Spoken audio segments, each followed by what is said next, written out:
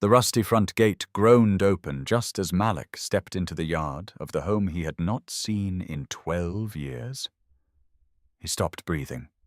A little boy stood barefoot in the doorway, clutching an old lantern in one hand and Malik's family necklace in the other.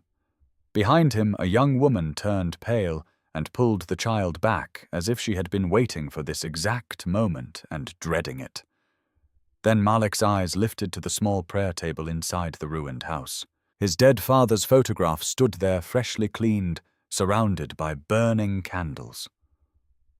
The boy looked straight at him and whispered the childhood name only Baba Jelani had ever used. "Little lion, you came back. What would you do if you returned home and found strangers living inside your past, guarding a secret meant for you? And before we go on, where are you watching from, and what time is it in your country right now? If you enjoy powerful emotional stories with mystery, justice, and heart, consider subscribing and stay with us for the rest of Malik's journey." Malik did not move. For one suspended second, the world seemed to narrow into three things. Only the weak lantern light trembling in the boy's hand, the necklace glinting against his small, dark fingers, and the sound of rainwater dripping from the broken edge of the roof into a metal basin somewhere inside the house. Little Lion. No one had called him that since he was 14. No one except Baba Jelani. The name had belonged to another life. The life before the funerals, before the shame, before the whispers in the village grew louder than prayer, before Malik left home with a heart full of anger and a suitcase packed with hunger. It had been buried with the old version of him. And now that buried name had been spoken by a barefoot child standing in the doorway of his dead father's house. "Who told you that?" Malik asked. His voice came out lower than he intended. Harder. The boy did not answer at once.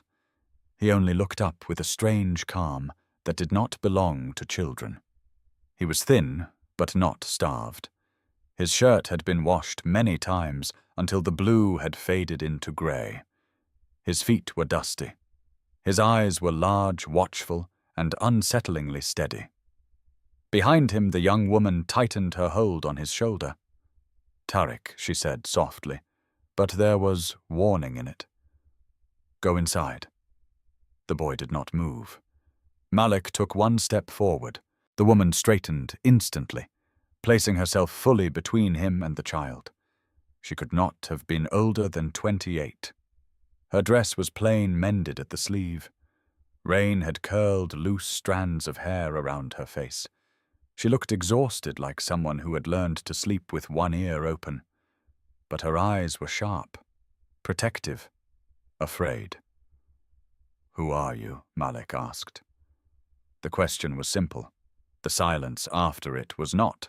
At last she lifted her chin and answered, "My name is Zola, and why are you in my house?" Zola's throat moved. "It is not what you think." Malik almost laughed, but there was no humor in him.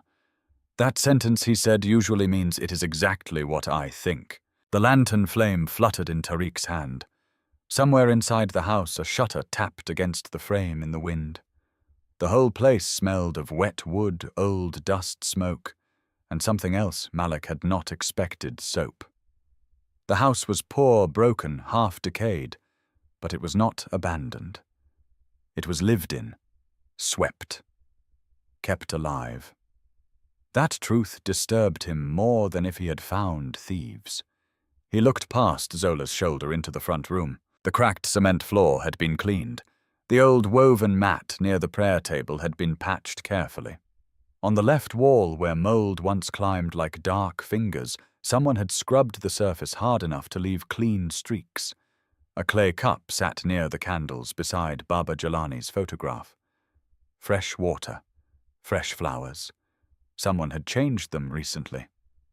Malik felt something tighten in his chest. "You have one chance," he said. "Tell me the truth." Zola glanced at the prayer table, then back at him. "We are not here to steal from you. That is not the truth. That is a defense. We came because—" She stopped, because what Malik waited. Instead of finishing, Zola said, "We can leave if that is what you want." The answer sparked anger so sudden it surprised even him. "You think this is about permission?" he snapped. "You think you can live inside my father's house, touch his things, know my name, wear my family's necklace?" "I did not steal it," Tariq said. His voice was small but clear. Malik's eyes cut to him at once. The boy swallowed. Then, as if gathering courage from a place far older than his body, he held the necklace out in his palm. "I did not steal it," he repeated. "I was told to keep it safe." By whom Tariq looked at Zola. The question bounced back into silence. Malik's jaw tightened. He reached out. "Give me the necklace." For one heartbeat, Tariq clutched it tighter. The gesture was tiny, instinctive. But Malik saw it. This child was afraid of losing it. Not afraid of punishment. Afraid of surrender. Then, slowly, reluctantly, Tariq placed the necklace in Malik's hand. The metal was cold from the night air. Malik stared at it. It was real. The chain had once belonged to his father. Malik remembered the weight of it from childhood, the way Baba Jalani used to take it off before bathing and hang it on a nail beside the bed. On the back of the pendant was the family emblem worn almost smooth with time, a lion beneath a rising sun. His fingers curled around it. He had not seen it since the week of the funeral. "I buried this with him," Malik said. "No," Tariq whispered. The word made Malik look up. The boy took one small step back, as if he already regretted speaking. "No," Tariq said again, quieter. "You thought you did." The air inside the yard changed. Even Zola seemed to stop breathing. Malik stared at the child as the first true edge of something colder than anger slid down his spine. "What does that mean?" Tariq's eyes dropped to the floor. He would not answer. Zola stepped in quickly. "He is tired."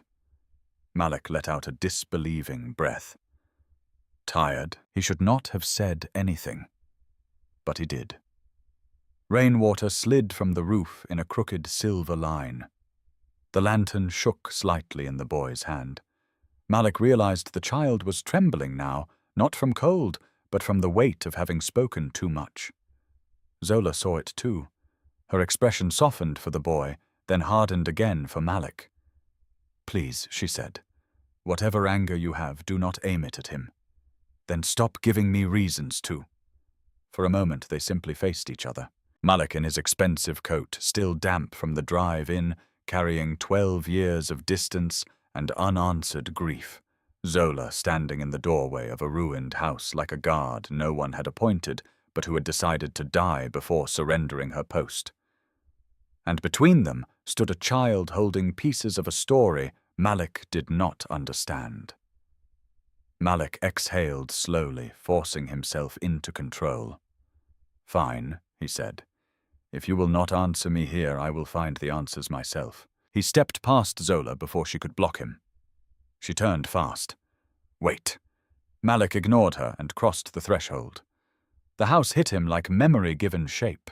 The front room was smaller than he remembered. Childhood always made things enormous. But the corners were the same. The same smoke-darkened beams, the same low shelf where his mother used to keep her folded wrappers. The same narrow hallway leading toward the back room. His gaze moved over everything with restless hunger, searching for damage, for theft, for proof that this was all some cruel trick. Instead, he found care. His old school slate leaned against the wall, wiped clean. A cracked ceramic bowl his mother loved had been repaired with thin lines of metal stitching. A torn curtain had been resewn by hand, and on the far side of the room beside the window sat a wooden box that made Malik stop dead. He knew that box. Rough-edged, faded blue paint, brass latch broken at the corner. He had buried it himself beneath the mango tree when he was 13. No one was supposed to know. Malik crossed the room in 3 strides and dropped to one knee before it. His pulse pounded in his ears. Behind him, Zola said his name for the first time. Malik. Not coldly, not like a stranger, like someone trying to stop a wound from reopening. He ignored her and opened the lid. Inside lay the small wreckage of a boyhood he had thought the earth had swallowed a carved wooden lion, one missing ear, 3 marbles.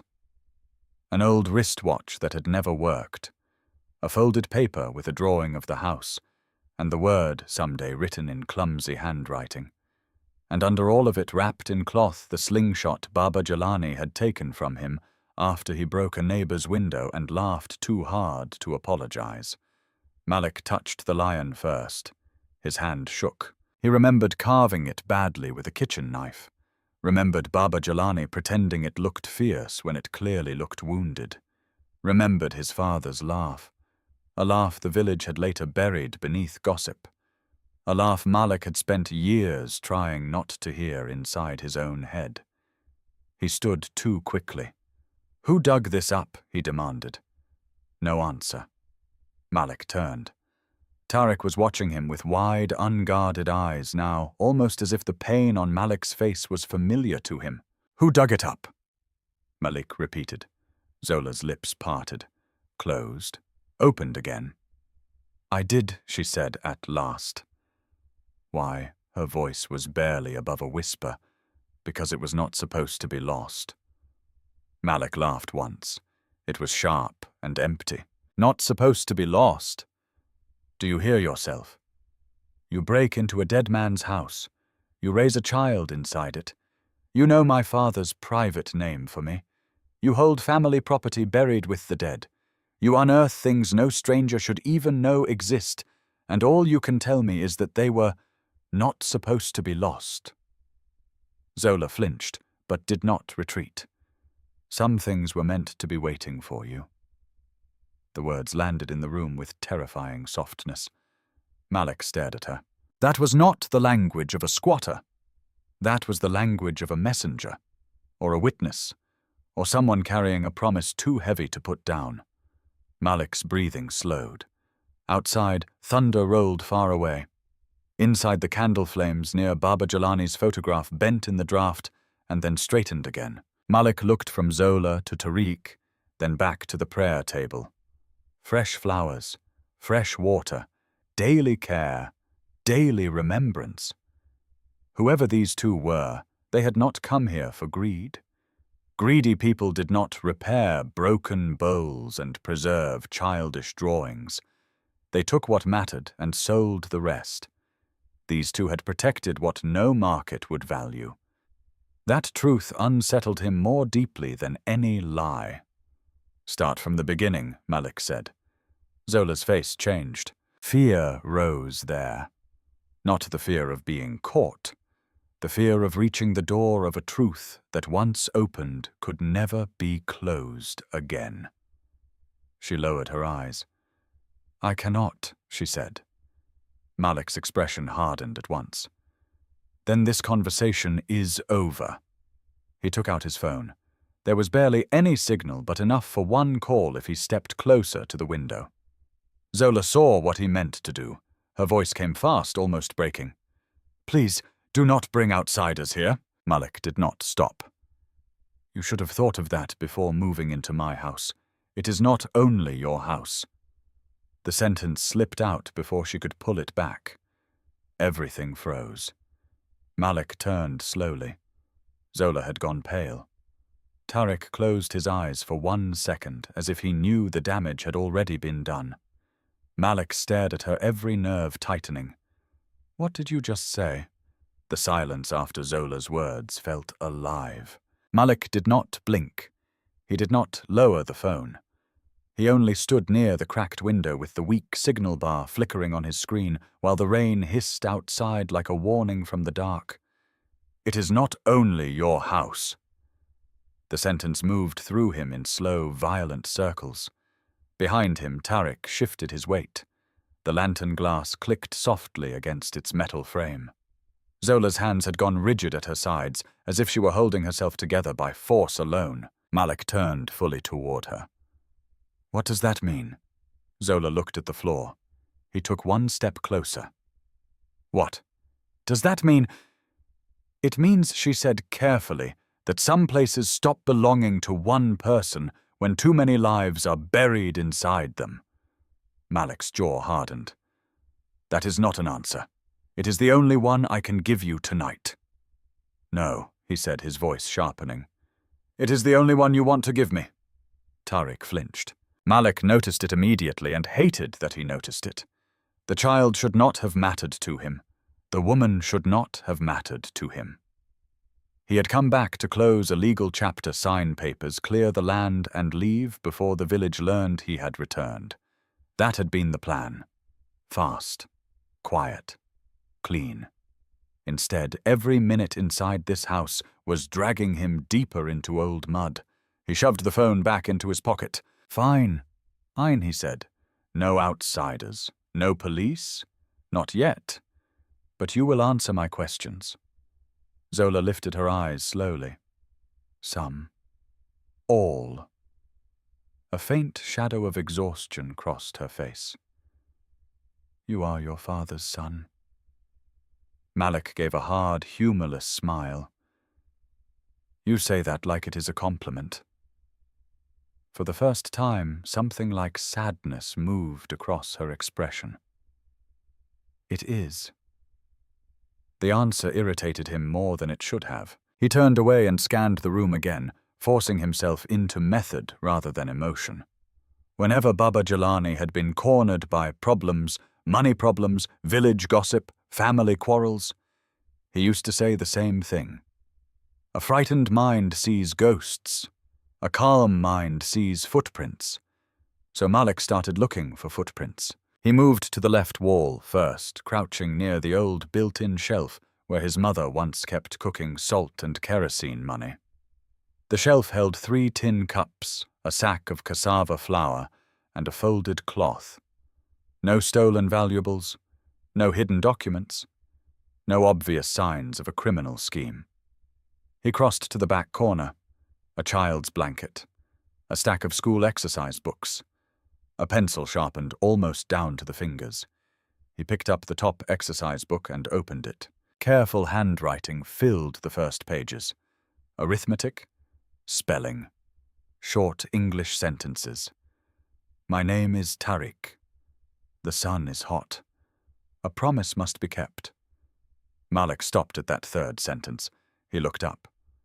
Tariq lowered his eyes at once. Who taught you that line? Malik asked. The boy shrugged. I heard it many times. From whom? No answer. Of course. Malik set the notebook down and moved deeper into the house. The narrow hall to the back room still leaned slightly to the left from old flood damage. He had forgotten that. As a boy, he used to race through it barefoot, and leap over the weak floorboard near the end because Baba Jelani warned him it might crack. Without thinking, Malik stepped over that exact place now. Behind him came Zola's quiet voice. You still remember. He hated that she was right. The back room was smaller, almost bare. A rolled mattress in one corner, a wooden stool, a basin, a line with washed clothes hanging to dry. But it was the far wall that stopped him. Someone had repaired it. Not professionally, not well, but deliberately. Fresh mud plaster had been pressed into a long vertical crack in the bricks, then smoothed by hand and painted over with a thin chalk wash. Malik walked toward it and touched the patch. Still slightly cool. Recent. Who fixed this? He asked. I did, Zola said from the doorway. Why? She hesitated. Because rain kept coming through where the fire weakened the wall. Malik's hand froze against the plaster. The fire. There it was again. That old word. A wound in the village memory that never healed cleanly. He turned around slowly. What do you know about the fire? Too fast, Zola answered. Only what everyone knows. Then tell me what everyone knows. She did not speak. Malik waited. When she still said nothing, he finished for her each word flat and cold. Everyone knows there was a fire in the storage shed behind the house. Everyone knows a woman was accused of stealing ledgers and money before the flames spread. Everyone knows my father's name was dragged through the mud because he defended her. Everyone knows my brother Kwame died months later in a road accident while trying to stop the land dispute from growing worse. He stared at her. That is what everyone knows. Zola swallowed. And what everyone does not know, he pressed. A long pause. Then almost too softly to hear, she said, "The fire started where the truth was kept." Malik felt his pulse in his throat. He stepped toward her again. What truth? Zola's face changed instantly. The door closed behind her eyes. She looked like someone who had walked too close to a cliff edge and forced herself back. I said too much. You have not said anything. I have said enough to put us all in danger. Something in the way she said us made Malik's anger spike. Do not include me in your secrets. Tariq appeared in the hallway, then barefoot, clutching the lantern lower now. Its light threw long gold shadows across the broken floor. Please do not fight, he said. Malik shut his eyes for a moment. He had negotiated mergers worth millions. He had stared down men twice his age in boardrooms in Lagos, Nairobi, London. He had built an empire from humiliation, discipline, and the refusal to ever again be powerless. And now a child in his father's ruined house was asking him not to raise his voice. He opened his eyes and forced himself calm. All right, he said, though he was speaking more to himself than to them. No shouting. We do this differently. He walked back into the front room and sat on the repaired wooden chair near the prayer table. It creaked under his weight. He had sat in that chair as a boy, while Baba Jelani polished shoes for funerals, weddings, church, any occasion that required respect. Malik rested his elbows on his knees and looked at the candles beside his father's photograph. Tell me how long you have been here, he said. Zola remained standing. Off and on for years. Permanently for the last 11 months. Why permanently? Because they started coming more often. They. Her eyes flicked toward the door. Men sent to check if the house still held anything worth destroying. The sentence landed hard. Malik looked up. Who sent them? She was silent again. He let out a bitter breath. Your problem is that you want me to trust your fear without showing me its face. My problem, Zola said quietly, is that every time the wrong name is spoken too soon, someone innocent pays for it. Malik studied her. This was not performance, not manipulation. Fear lived in her body too deeply for that. It was in the set of her shoulders, the way she listened between sentences for sounds outside, the way her eyes always found Tariq first, before settling anywhere else. A protector, Malik thought suddenly. Not a liar by nature, a liar by duty. The thought unsettled him. He shifted his gaze to Tariq. How old are you? 8. When did you come here? The boy glanced at Zola, then back to Malik. I do not remember the first time, only the staying. Malik leaned back slowly. A strange answer, not childish. Trained.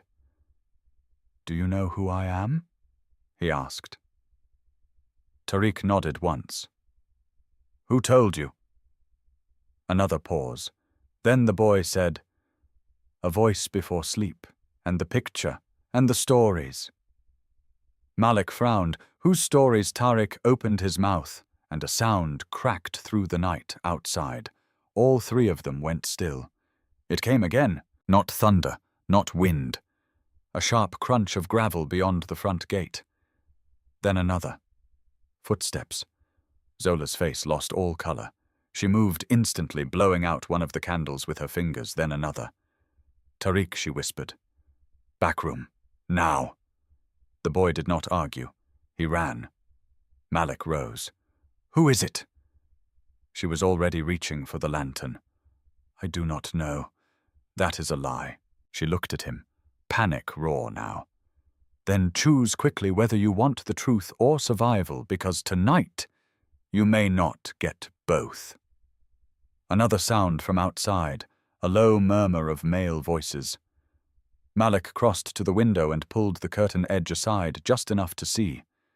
2 men stood near the broken gate in the rain. One held a flashlight. The other was pointing toward the house. Malik's stomach tightened. He knew one of them, not by name but by face.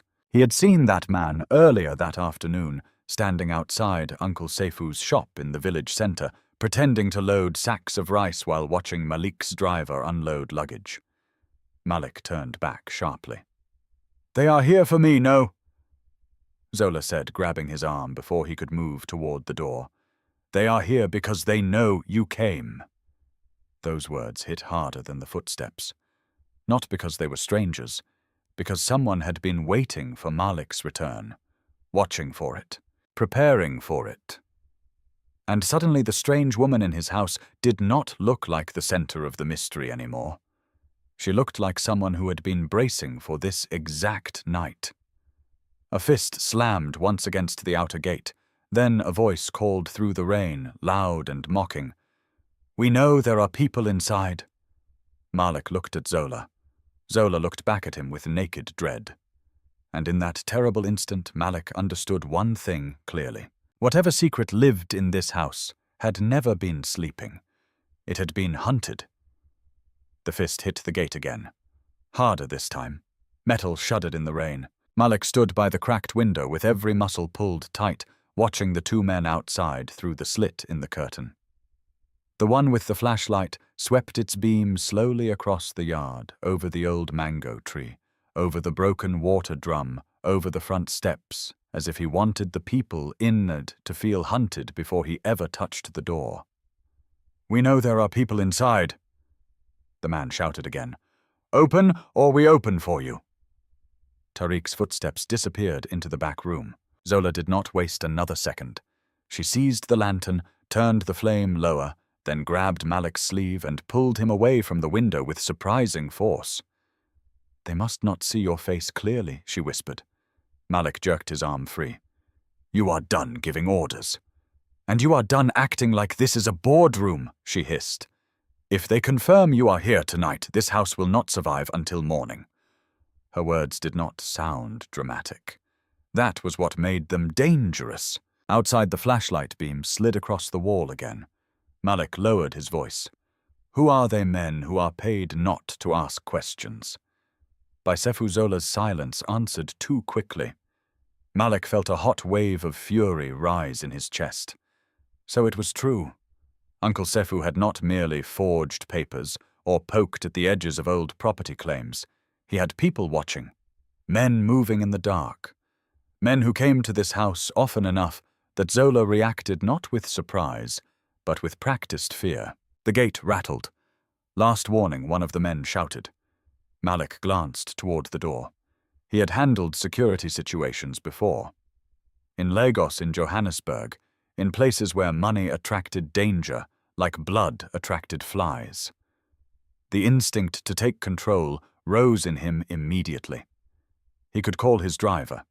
He could call the private team at the lodge 30 minutes away. He could step outside right now, announce who he was, and crush this whole village-level intimidation game in 10 minutes. But another instinct, older and quieter, stopped him. Why had Zola feared his face being seen more than the men forcing the gate? Because this was not about trespassing. It was about confirmation. Someone had been waiting to know whether Malik had come home for real. A loud metallic snap split the yard. The padlock. One of the men laughed. Zola inhaled sharply. "Backroom," she whispered. "Both of you." Malik turned to her. "I am not hiding in my own house. This is no longer only your house." The words would have provoked him again under any other circumstances. But now, with the gate broken and footsteps entering the yard, they sounded less like defiance and more like a desperate plea to understand something he still could not see. She was not protecting walls.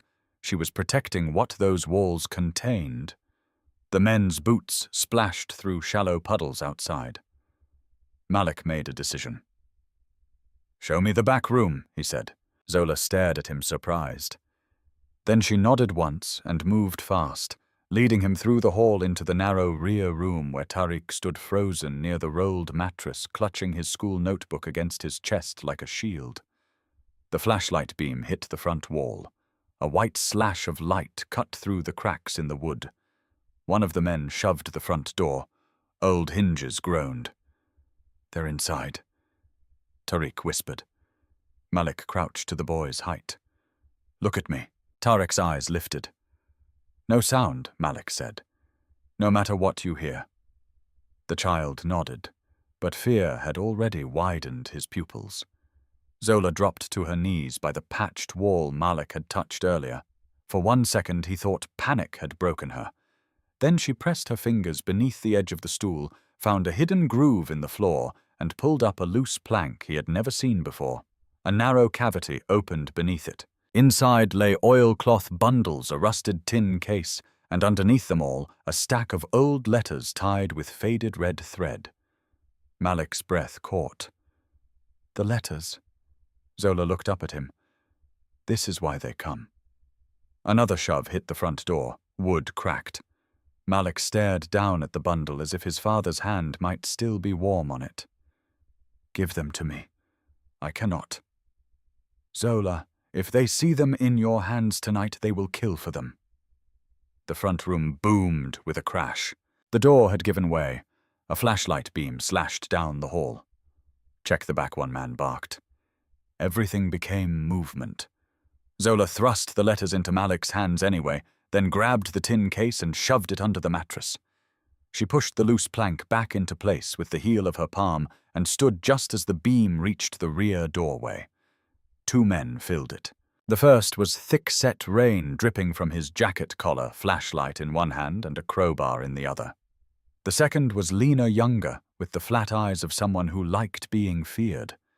The flashlight hit Malik's face for only half a second before Zola stepped in front of him. "Who broke my door?" she snapped. The boldness of it startled even Malik. The thick-set man grinned. "Still alive, then. You have no right to enter.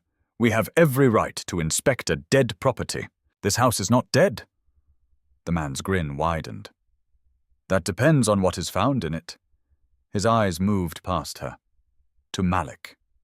Recognition flickered. Not full recognition. Not yet. Just the dangerous pause of a man realizing the stranger in the shadows might matter more than expected. Malik slipped the letters beneath his coat with one smooth motion. The younger man saw the movement. "What was that?" "Nothing," Zola said. He stepped forward. "Move."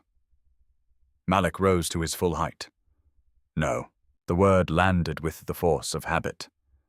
Command had long ago become natural to him. The younger man hesitated.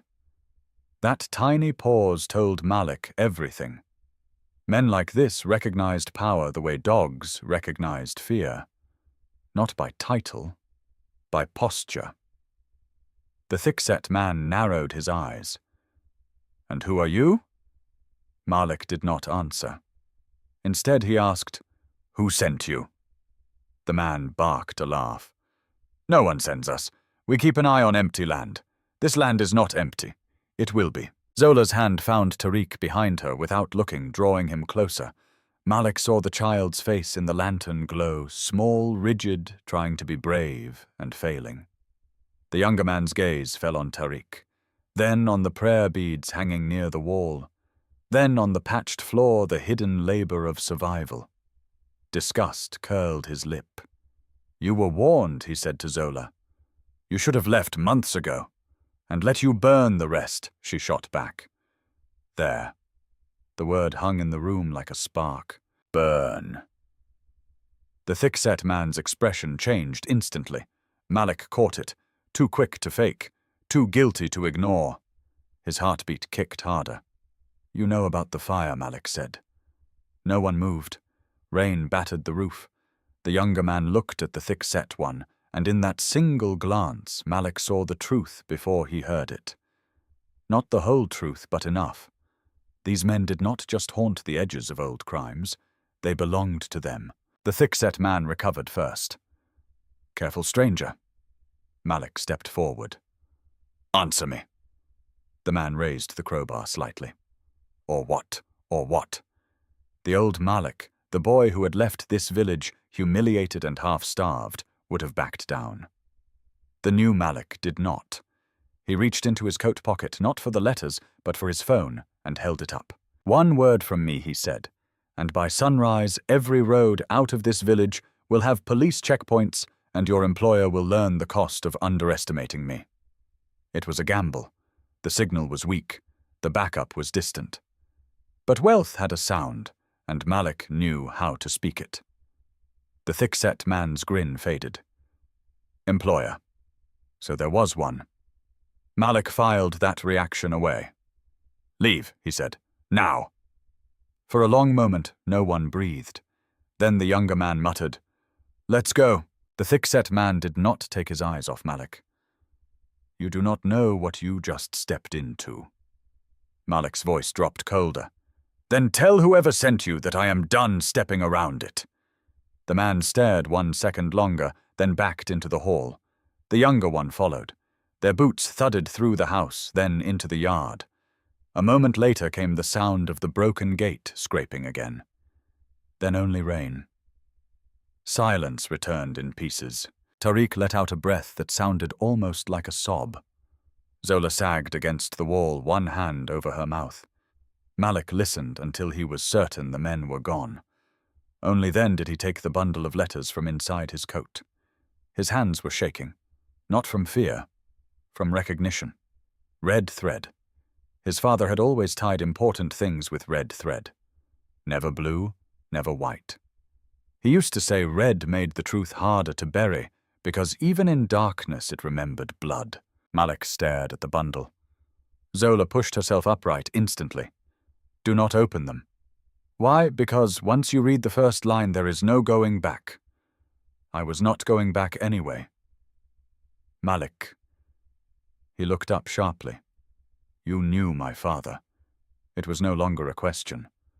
Zola's eyes filled before she could stop them. Not with shock, with old grief. Malik saw it and felt the room shift beneath him again. "You knew him," he repeated. She nodded once. How? Zola looked toward Tariq, then toward the hallway where the intruders had stood, then back to the letters in Malik's hands. "My mother served in this house for 18 years, she said, and the last thing Baba Jalani ever told her was that if his son returned, the truth must reach him before the wrong men reached it first." Malik's throat went dry. He lowered his eyes to the bundle. The first letter sat on top the paper, browned with age, his father's unmistakable handwriting visible even before he untied it. "To the son who comes back too late." The words blurred instantly. Malik did not realize his vision had broken until a tear fell onto his hand. Malik did not wipe the tear away. He stood in the dim back room with the first letter trembling in his hand, staring at his father's handwriting, as if the dead had reached across 12 years just to lay one burning finger against his chest. "To the son who comes back too late." The sentence cut deeper because it sounded like Baba Jalani. Not cruel, never cruel, but honest in the way only fathers who have buried their pride know how to be. Honest enough to wound, honest enough to save. Zola watched him carefully as if she feared what the letter might do before he ever opened it. Tariq had gone very still on the mattress, his school notebook forgotten beside him. The child's eyes moved from Malik's face to the paper and back again. He looked like someone seeing a prophecy land in real time. Malik took a slow breath and untied the red thread. The paper crackled softly. He unfolded it. For 1 second he could not read. His mind kept colliding with the fact of the handwriting itself, the thick downward strokes, the steady slant, the shape of the J in Jalani that always bent a little too far left. Malik remembered watching those same hands count market money. Repair broken hinges, lift him from fever, bury his mother, and later shake in helpless rage when the village began to spit his name like something rotten. Now those hands were dust. Only the ink remained. Malik forced himself to focus. "My son." If these words are in your hands, then God has allowed time to do what fear would not let me do while I was alive. I pray you have come home with strength, because what waits in this house is not land. It is judgment. It is debt. It is a child's future, and it is the truth that men with our blood have tried to bury. Malik's heartbeat slowed in a dangerous way. Not calm. Shock. He read on. You were angry when you left, and I did not stop you. That failure belongs to me. I thought I could protect you by letting you hate me. I thought silence would keep you alive. But silence grows teeth in the wrong mouths. Malik swallowed hard. He remembered the last argument, the shouting, his accusation that Baba Jelani cared more about village rumors than his own sons. The older man standing in the yard, exhausted, refusing to explain where money had gone, why strangers kept coming, why Kwame had become so desperate, why the house always felt watched in those last months. Malik had left believing his father either guilty or weak. Now the paper in his hands was telling him silence had been chosen, not surrendered to. He looked up at Zola. Her face gave him nothing new, only the same terrible plea not to rush. What is this debt? He asked. Zola shook her head. Keep reading. Malik lowered his eyes. There is a boy who must one day be protected from the sin that made him. He has done nothing wrong. His mother did nothing wrong. If they are hunted, it is because greedy men fear witnesses more than God. Malik's fingers tightened around the page. A boy. His gaze moved involuntarily to Tariq. The child lowered his head. My brother Seifu is not the man the village believes him to be. Malik stopped breathing.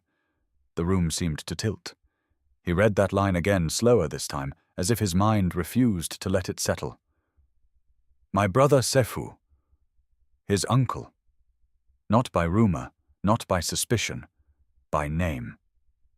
The letter trembled in his hand. Zola closed her eyes briefly, like someone hearing a knife she had always known was coming. Malik continued, If Seifu learns that this letter lives, he will not stop at theft. He has already paid men to frighten the innocent, to destroy records, and to keep old lies alive.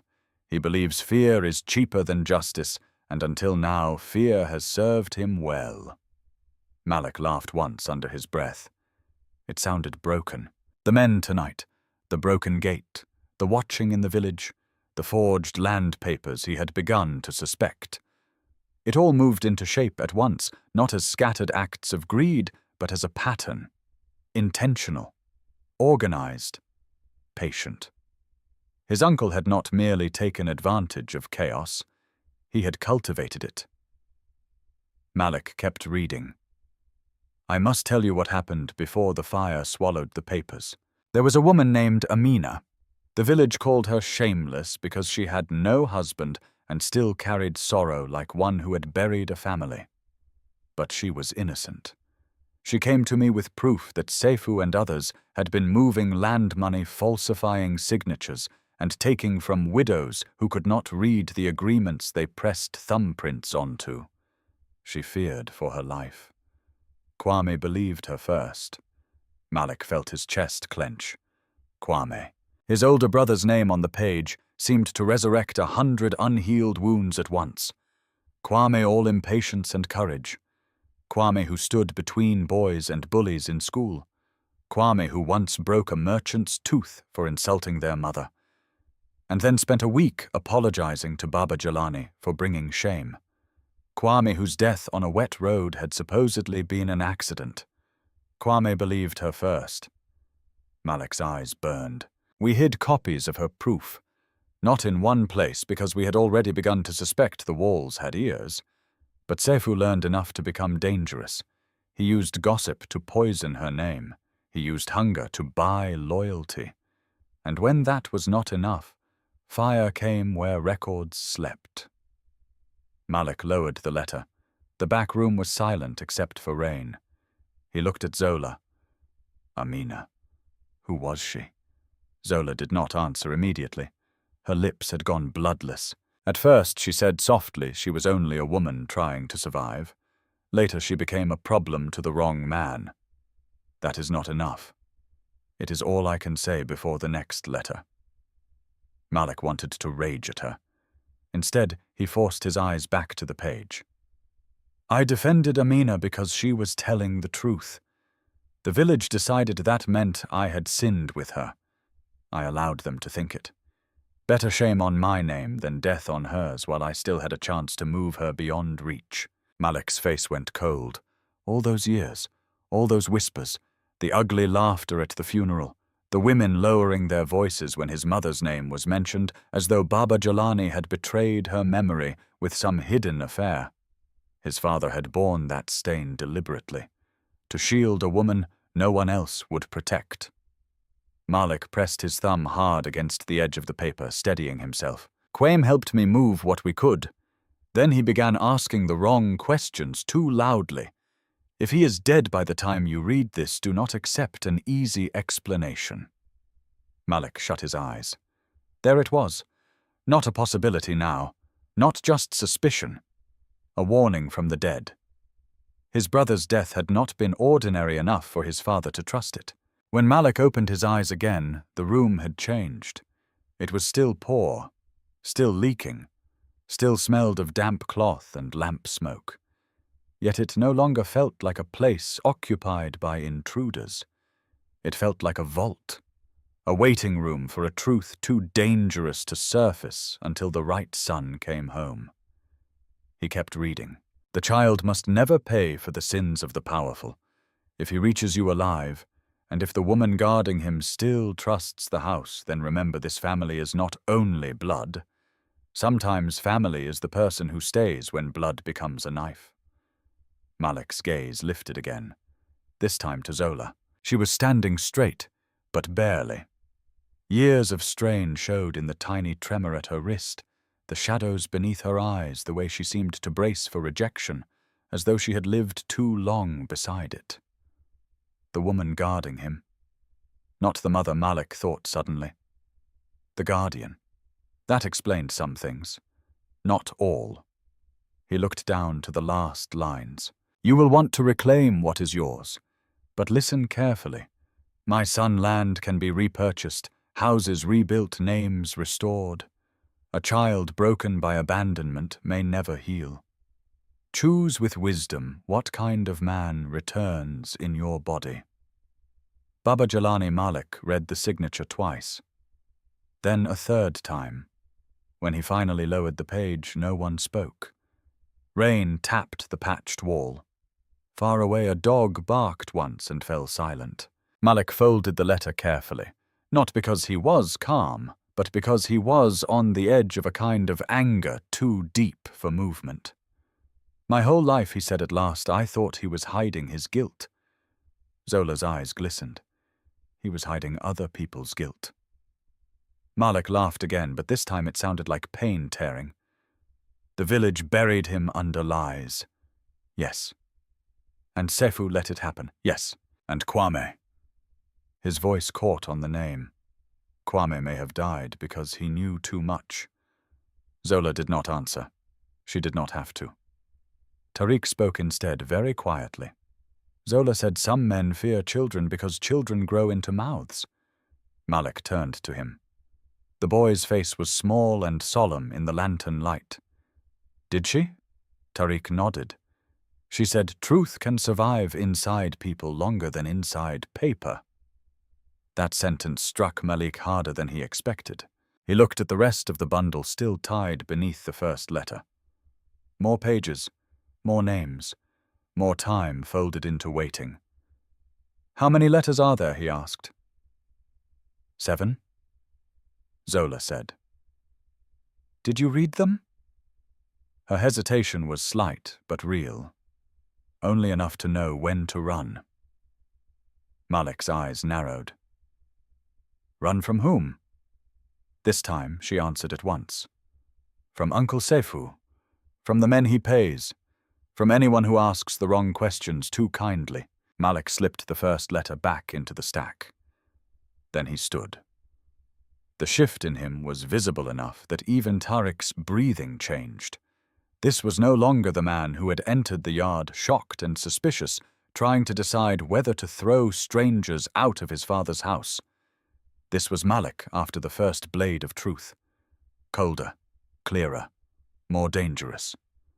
"I am going to see Sefu," he said. Zola's face drained.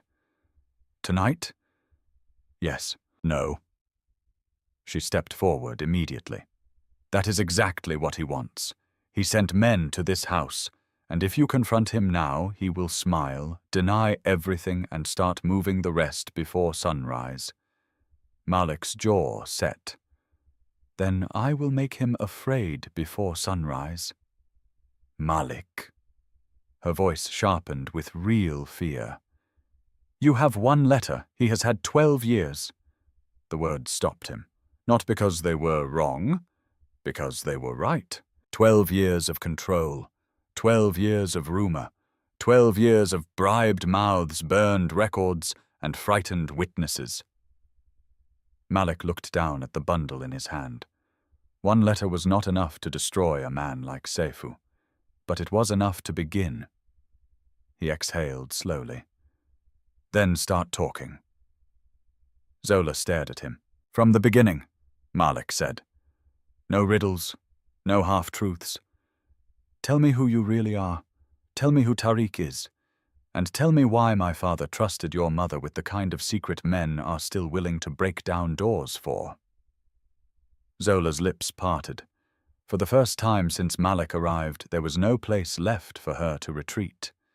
And when she finally spoke, her voice came out like someone opening a grave. "My mother was there the night Amina disappeared," she said, "and Tariq is the reason Uncle Sefu never stopped hunting this house." The lantern flame bent low as if even fire wanted to hear what Zola would say next. Malik remained standing in the center of the back room, the bundle of letters still in his hand, his face unreadable now, in the way only deeply wounded men learn to make it. Tariq sat on the edge of the mattress with both hands clasped between his knees, small shoulders tight, eyes fixed on Zola. Rain moved softly across the roof. Somewhere under the floorboards, water dripped in a slow, patient rhythm. Zola drew in one breath, then another.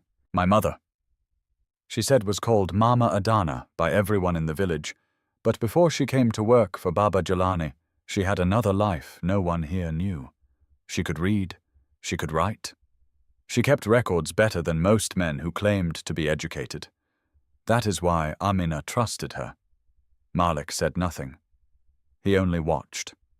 Zola went on. "Amina did not come to your father first. She went to other men, men with titles, men with wives and polished sandals and Bible verses in their mouths. She thought if she showed them proof that widows were losing land through false papers, someone would help her. Instead, word found its way back to Uncle Sefu." A hard pulse jumped in Malik's jaw. Zola noticed, but did not stop. At first they tried to frighten her. They mocked her in public. They said she was bitter, unstable, shameless. They spread stories that she slept with powerful men for protection. When she still refused to stay silent, they began looking for what she had. "The papers," Malik said. Zola nodded. "Land records, signatures, copies of agreements, payment notes, names." Malik thought of the letter in his father's hand. Widows who could not read. Thumbprints pressed onto papers they did not understand. Hunger traded for obedience. He had seen versions of that cruelty in the city in contracts, in loans, in labor deals dressed in clean language, but here it wore the face of kin. "How did Baba Jalani get involved?" he asked. "Kwame brought Amina here." The name hit the room like a second storm. Malik's throat tightened. Zola kept her gaze low, perhaps out of respect, perhaps because she knew some grief should not be watched too closely. "Kwame met her near the road to the market," she said.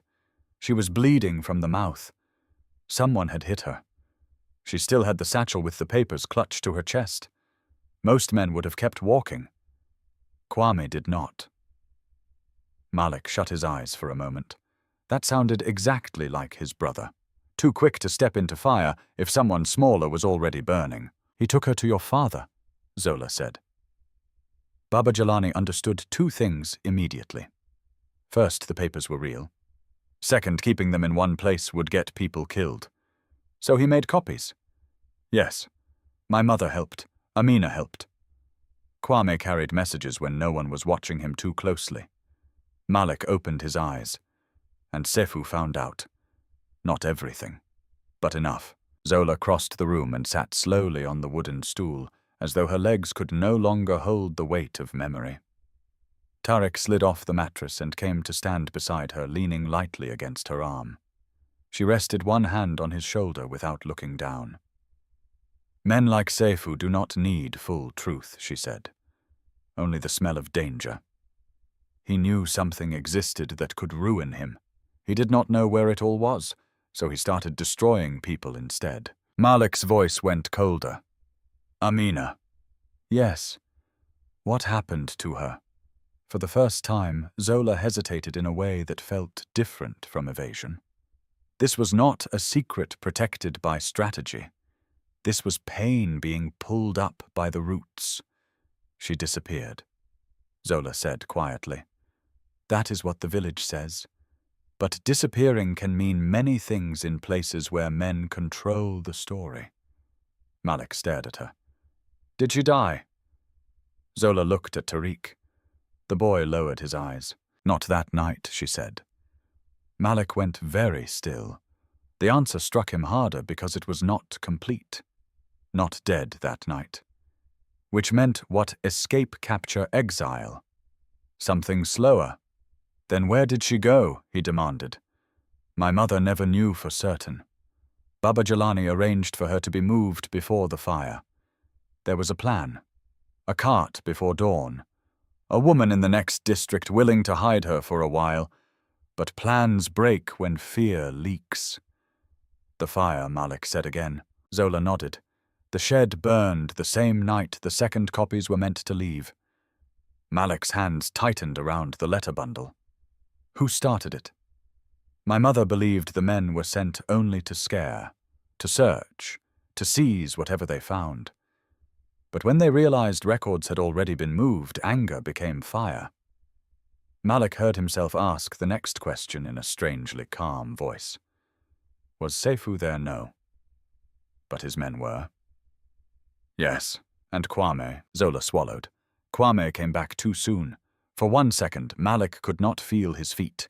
He saw it without wanting to, his brother returning in the dark, running toward smoke, refusing caution, trying to salvage what could still be saved. What did he do? Malik asked. He pulled my mother out first, Zola said. Then he tried to go back in for the trunk. The trunk. A metal records box. Not the letters. The box. Malik glanced involuntarily toward the rusted tin case Zola had hidden earlier under the mattress. She saw it. Yes, she said. That box. His pulse spiked. You still have it. It does not hold everything, but enough that men still come looking. Malik took one slow step toward her. Why did you not show me that first? Because I did not know whether you had returned as Baba Jelani's son or as Sefu's nephew. The answer landed brutally. Malik could not even reject it. 12 years away, 12 years of silence, a rich man arriving in a dark car with city shoes and legal intentions. Why should she have trusted him? He had not trusted her either. Tariq glanced between them, sensing the shift in the room. What happened after the fire? Malik asked. Zola's face turned toward the patched wall, though she was no longer seeing the room around her. The village woke to smoke, shouting, and a story already prepared. Amina was named a thief. Baba Jelani was accused of hiding her because he had dishonored the family. People who should have asked questions instead chose the version that made them feel superior. It is easier to condemn one vulnerable woman than to admit powerful men are eating the village alive. The moral ugliness of it made Malik's stomach twist. Yes, he said quietly. It is. My mother wanted to run immediately, Zola continued. But Baba Jelani refused to leave. He said if he disappeared too, Seifu would inherit not only land, but the right to shape the story forever. So he stayed. He let the village spit on him. He let old friends turn their faces away. He became smaller in public so the truth could survive somewhere else. Malik thought of the years after the scandal. Baba Jelani's shoulders lowering. The tension in the house. Kwame growing angrier. Malik growing colder. He had judged weakness where there had been sacrifice. The shame of that burned. And Tariq Malik asked, forcing himself forward. Where does he come into this? Zola's fingers tightened gently on the boy's shoulder. When Amina fled, she was already carrying a child. The room seemed to constrict. Malik looked at Tariq with new intensity. The boy did not flinch this time. He simply held Malik's gaze as if he had lived too long surrounded by truth sharp enough to draw blood from staring alone. Amina was pregnant, Malik said. Yes. Did my father know? Yes. Did Kwame know? A pause. Yes. Something dark moved beneath Malik's ribs. Not just sympathy now, not just outrage.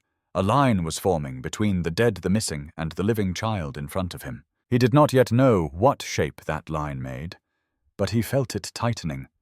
Who was the father, he asked. Zola's face closed. Tariq looked down. Malik's voice sharpened. Zola, she never said. That is not true. It is what I know. Malik took another step. You expect me to believe men hunted papers for years, burned property, chased a woman into the dark, destroyed my father's name, possibly killed my brother, and the father of that child is somehow the one detail no one knows? My mother knew, Zola said softly. Then what did she tell you? That the father mattered less than the reason powerful men were afraid of the child? Malik stared at her. And what reason is that? Zola looked at Tariq again, then back at Malik. Her eyes were wet now, but steady. Because time turns children into witnesses. The same line again. This time it cut deeper. Malik looked at Tariq's face properly. The boy's eyes, the shape of his brow, the stubborn set of his mouth when afraid. Something about him had felt familiar from the first second at the gate, but Malik had pushed that instinct away because the alternative was too strange. Now he let himself look. Not resemblance in the crude village way where any child with dark skin and two eyes became someone's image. No, something more dangerous. Echo. Not of Baba Jelani. Not exactly of Malik either. Of Kwame. The thought hit him so hard he nearly stepped back. Tariq's left eyebrow carried the same slight break near the arch that Kwame had from a childhood fall. The angle of his chin when he stiffened. The way he looked straight at pain until it blinked first. Malik's mouth went dry. Zola, he said, and for the first time since returning home his voice carried naked fear. Was Amina involved with my brother? Zola stood up too quickly. No. Too fast. Too sharp. Too protective. Malik saw the lie the moment it left her. His face changed. Tariq's breathing turned shallow. You are lying, Malik said. No. You are. Zola shook her head, but she was already retreating inside herself, searching for some last wall to hide behind. Malik moved closer, each word cutting cleaner now. Amina came to my father. Kwame believed her first. Kwame helped move the papers. A pregnant woman disappeared. My brother died. And this boy, he looked straight at Tariq, has my brother's face when he is afraid. Tariq froze. Zola's lips parted, but no words came. The silence itself became an answer. Malik felt the floor drop out beneath him. My God, he whispered. Tariq looked up at him confused and frightened, and unbearably young. Malik stared at the child as the truth arrived not as a conclusion, but as grief. Not a witness only. Not just the reason old men were afraid. Blood. Possible blood. Kwame's blood. And if that was true, then Tarek was not merely tied to the house. He was tied to Malik. Family, the letter had said, is not only blood, but blood when it arrived after years of lies could still strike like lightning. Zola's voice broke at last. I wanted to tell you differently. Malik did not take his eyes off the boy. Outside, thunder rolled across the village. Inside, 12 years of silence cracked wide open. Malik did not speak for a long time. The storm outside moved farther across the village, but inside the house, the air felt heavier, as if the walls themselves had drawn closer to listen. Tarek stood perfectly still in the lantern glow, his small face pale beneath his dark skin, his eyes flicking between Malik and Zola as if one wrong breath might shatter the room.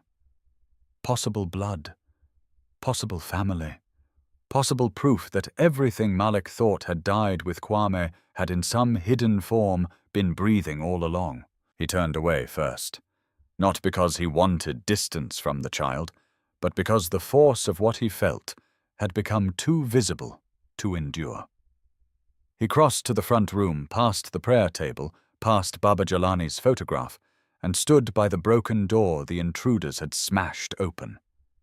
Rain smell blew in through the split wood. The yard beyond was dark again, the gate hanging crooked on its hinge like a jaw after a beating.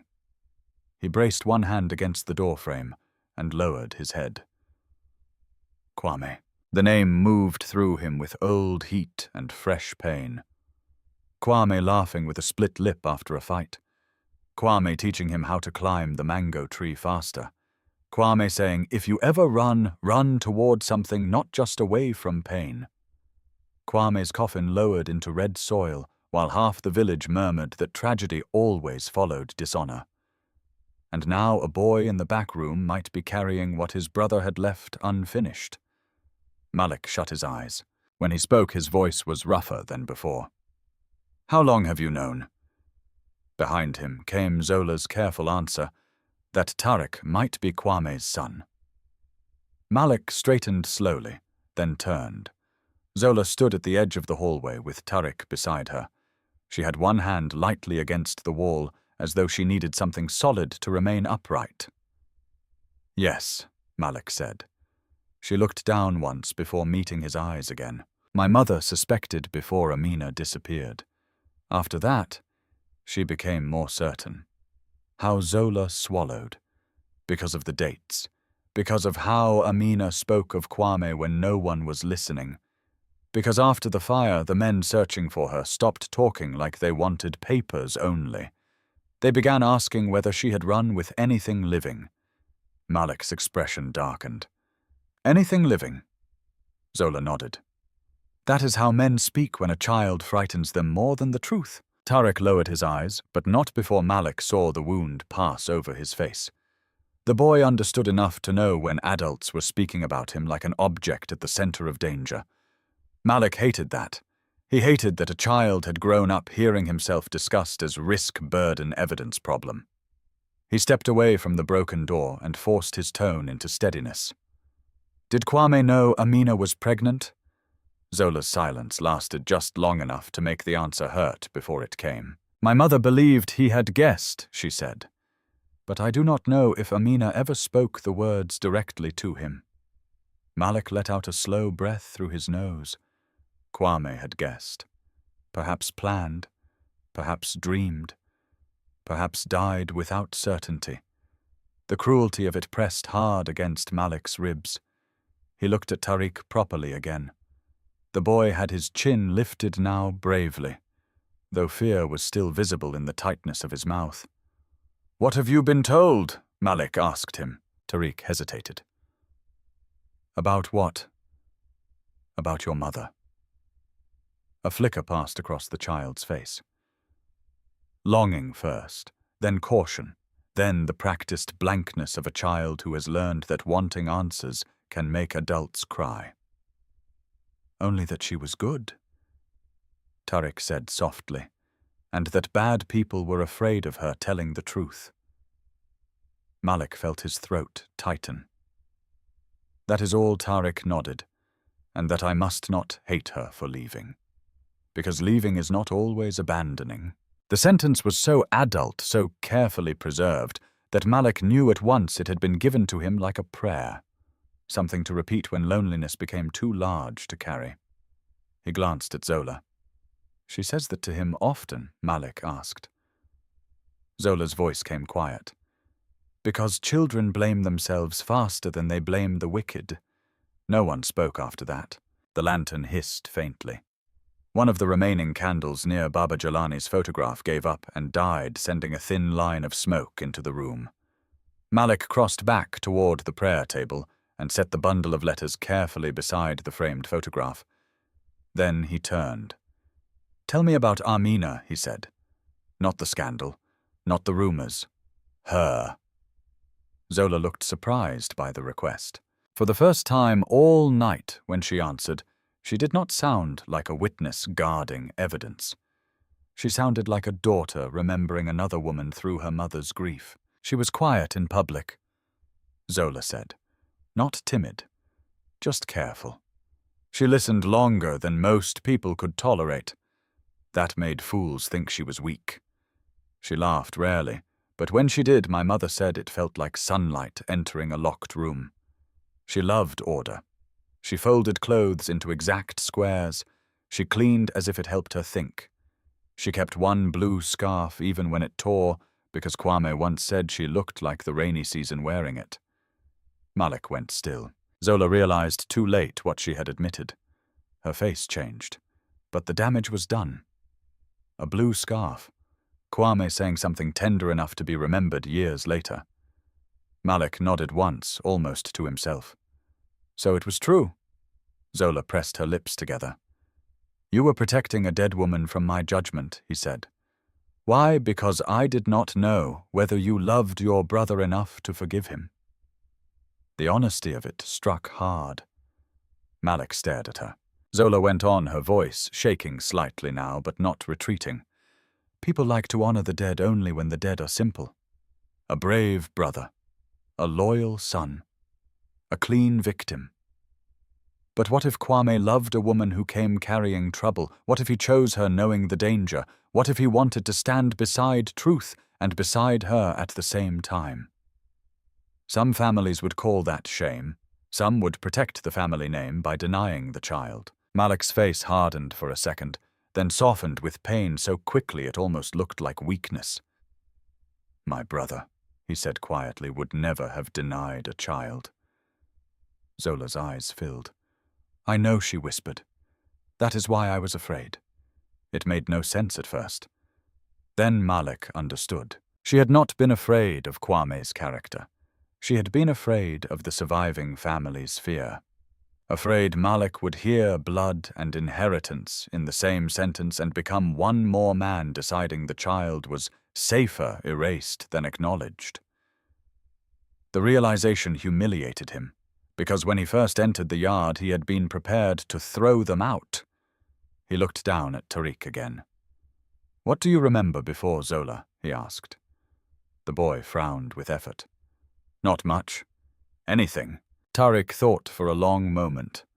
A smell. What kind? Smoke? He paused. And soap. And cloth over my face while someone was running.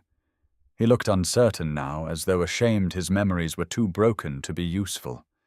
And singing. A woman singing low. Malik's chest tightened. A child's first archive, fear, smell, motion song. Do you remember her face? He asked carefully. Tariq shook his head. Sometimes in dreams, but dreams do not stay. Zola crouched beside him. You do not have to force it. I want to, Tariq said, and that simple statement broke something open in Malik, because that was Kwame too, wanting even when wanting hurt, fighting for truth even when it had sharp edges.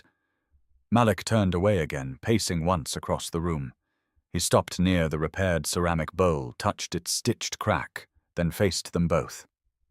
If Tariq is Kwame's son, he said, then Seyfu does not want him dead because of paper alone. No, Zola said. He wants him erased because blood survives where documents can burn. Malik nodded slowly.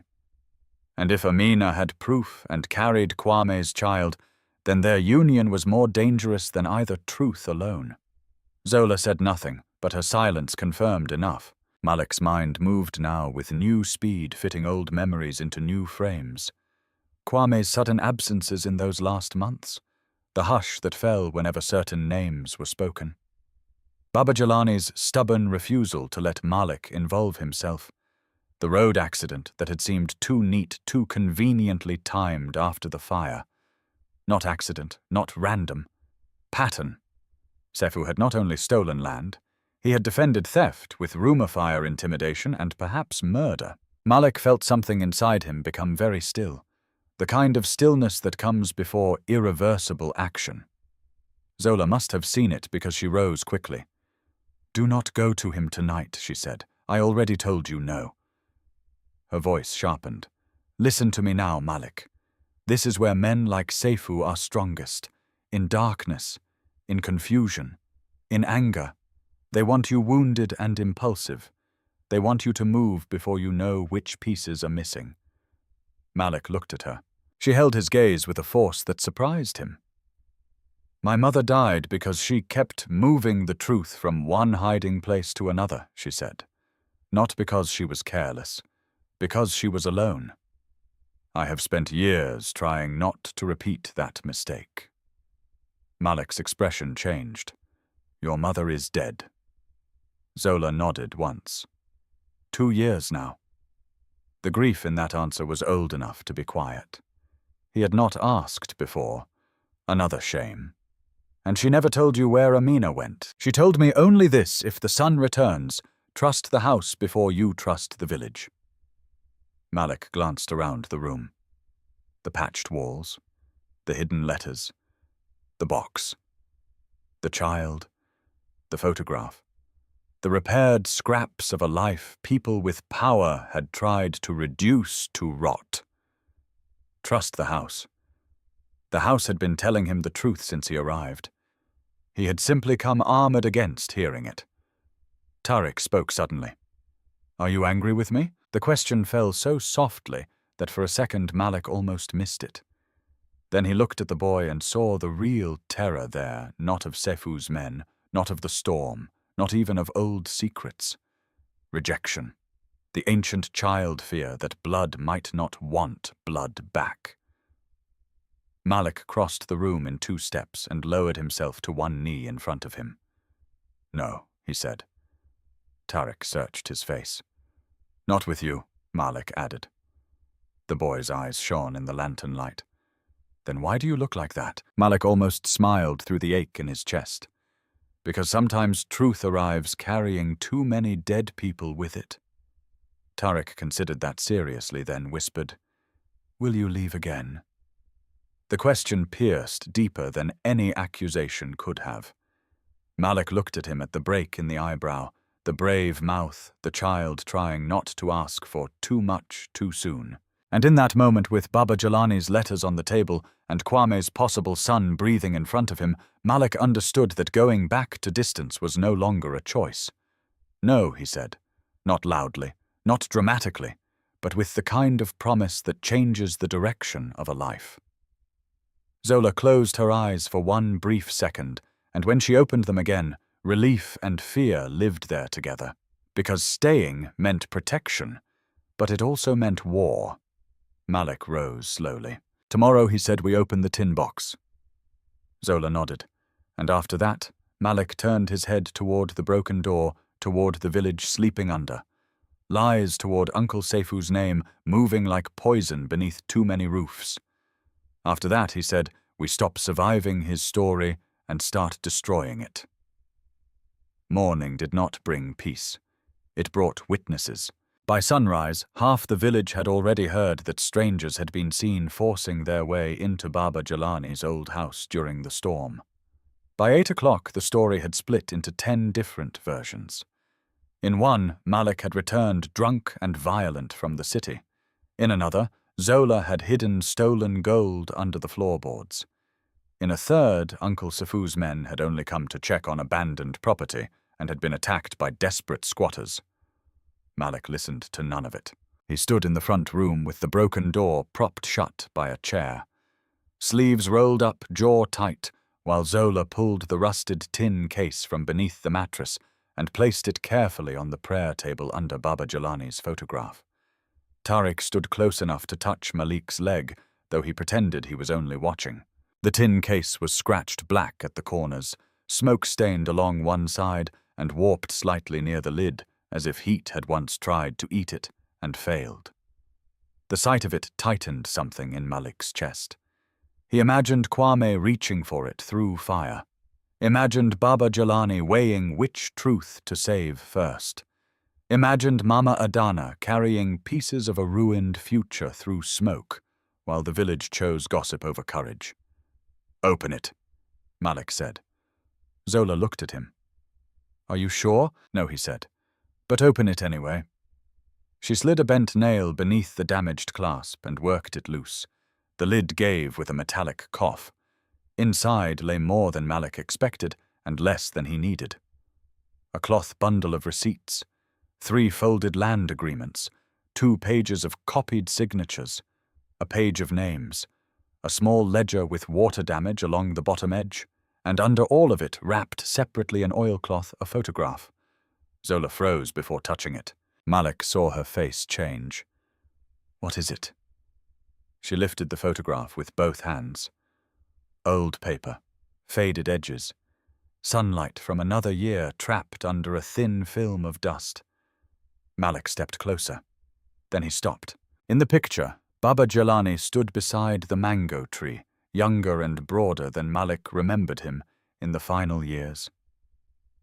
Beside him was Mama Adana, her face serious but not sad.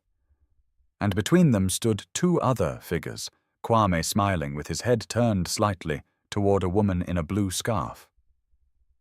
Amina. There was no doubt. She was not a rumor in that image, not a shadow, not a scandal. She was real alive and looking at Kwame with the kind of guarded tenderness that only appears when love is still young enough to be frightened of itself. Malik took the photograph from Zola, as though it might tear from being held too roughly. His fingers shook. Kwame's hand was half lifted toward Amina's back, not yet touching, but already belonging there. And Amina Malik looked closer. Her body was turned slightly away from the camera. The blue scarf draped across one shoulder, one hand resting low against her abdomen. Protective, instinctive. She had already known. She was pregnant here, Malik said. Zola nodded once. Tariq stared at the photograph, eyes wide. "That is my mother." The room went silent. Malik lowered the picture slowly and looked at the boy. "Yes," he said, voice rough. "I think it is." Tariq took a step forward. Another, as if walking too fast might scare the answer away. "May I see?" Malik handed him the photograph with more care than he had handled anything in years. The child studied it like someone reading his own face for the first time. He traced the edge of Amina's scarf with one finger, but did not touch the image itself. "She looks kind," he whispered. Zola's mouth trembled. Malik turned back to the papers. The ledger mattered. The land agreements mattered. The copied signatures mattered. But in that moment, Malik understood something that chilled him more deeply than documents ever could. Sefu would not merely fear financial exposure. He would fear the restoration of a human story.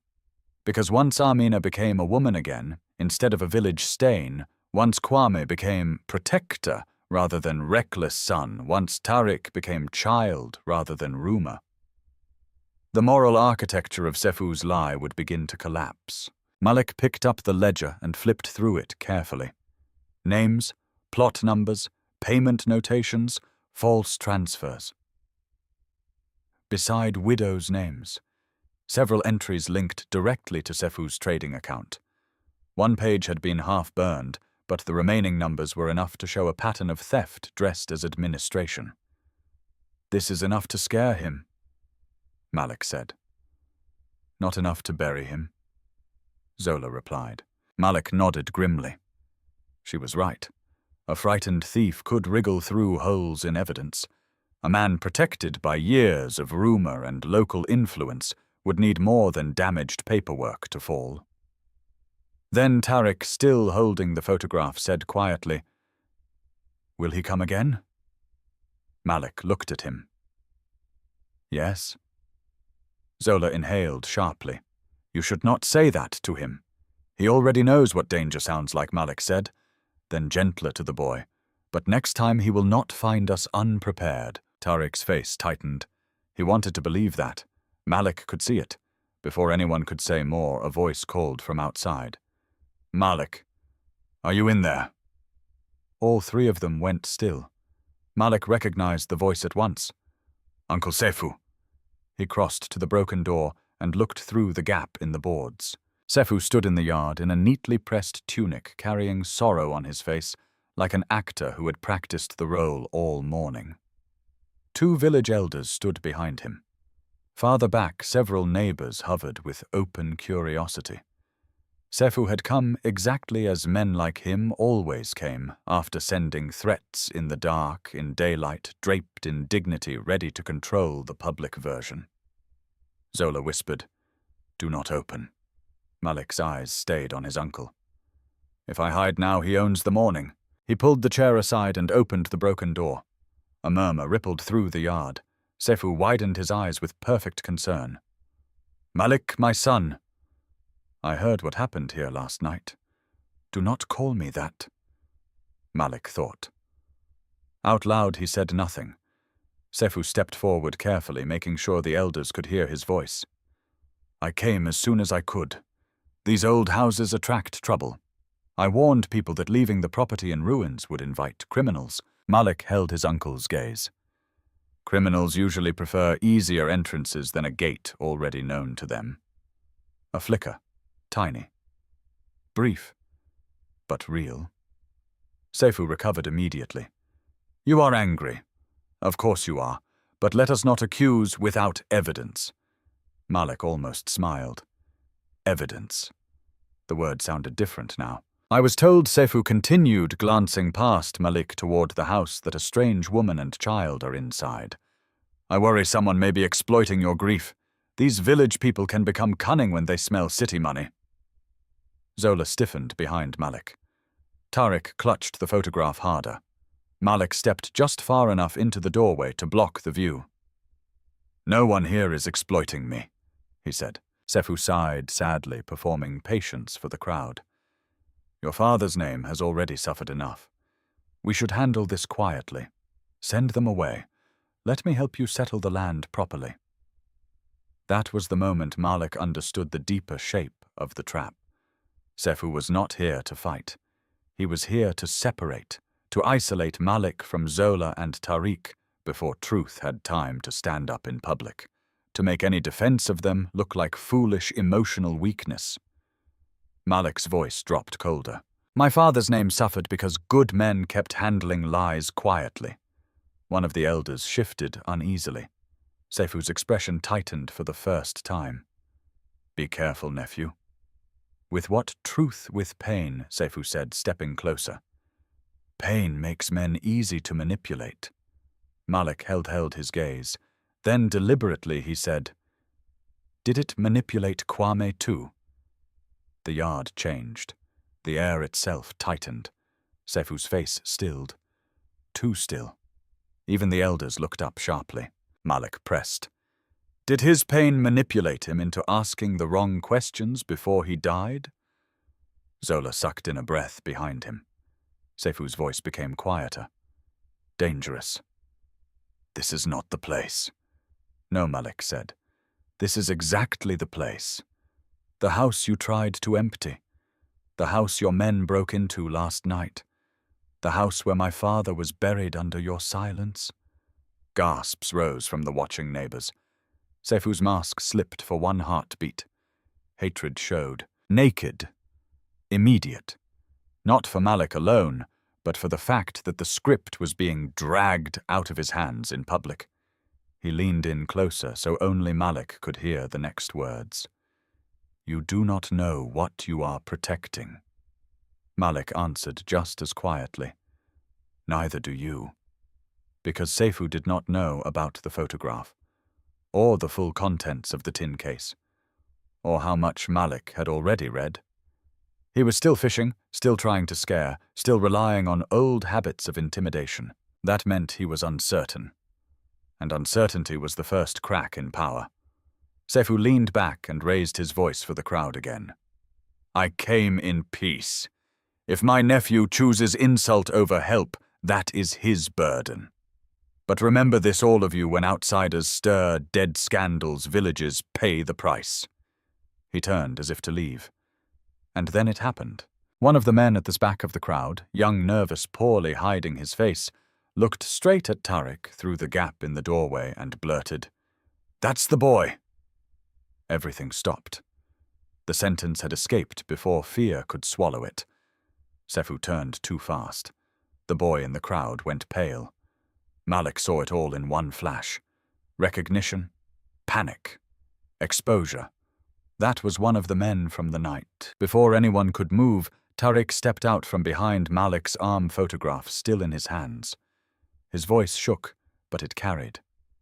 "You know me, because you came for me." The yard erupted. Villagers began shouting over one another. The elders turned on the young man. Seyfu barked his name in fury. Zola lunged for Tariq, but Malik was already in front of both of them.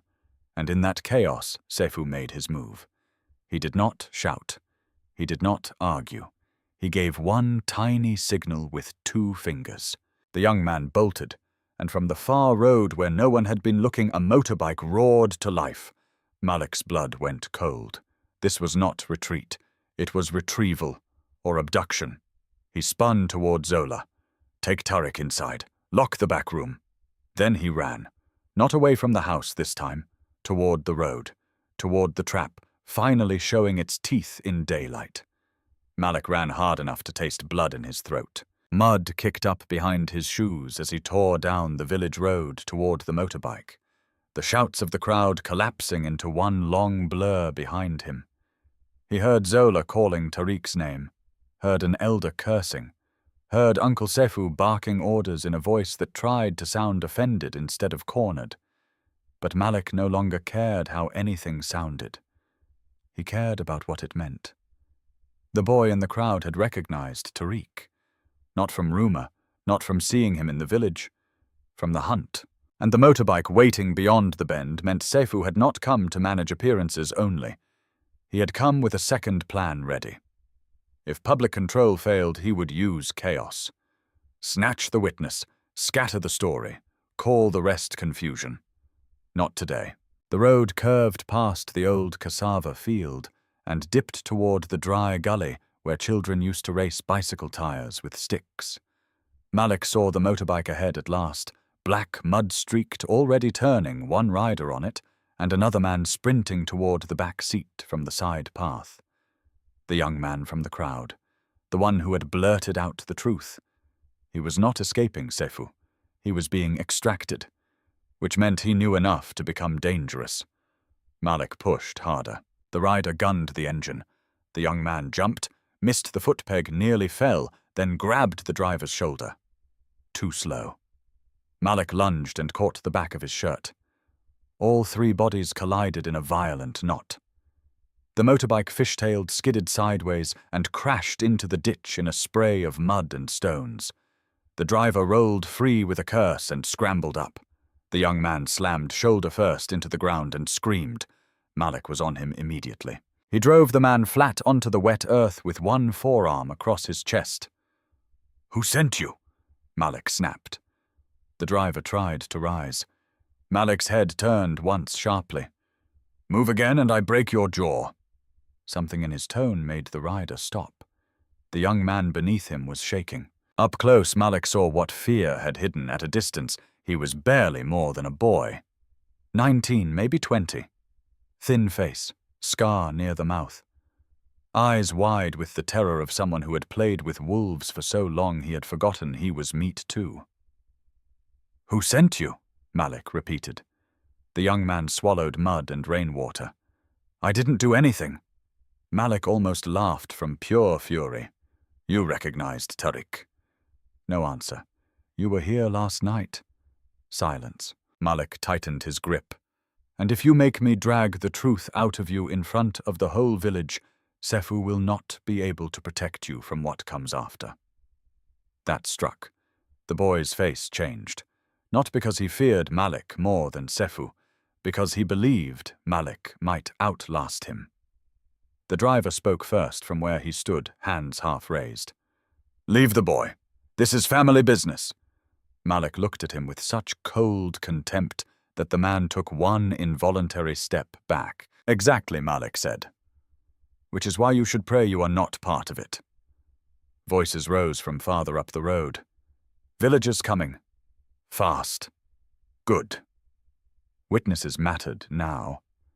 The young man beneath Malik seemed to understand that too.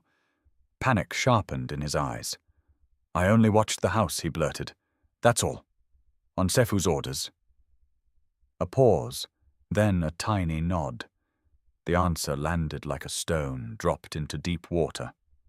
Quiet, final, heavy. Malik exhaled once. "Say it louder." The young man shut his mouth. Malik leaned closer. "Say it louder before he convinces everyone you are lying to save yourself." The footsteps were close now. Men shouting. Women too.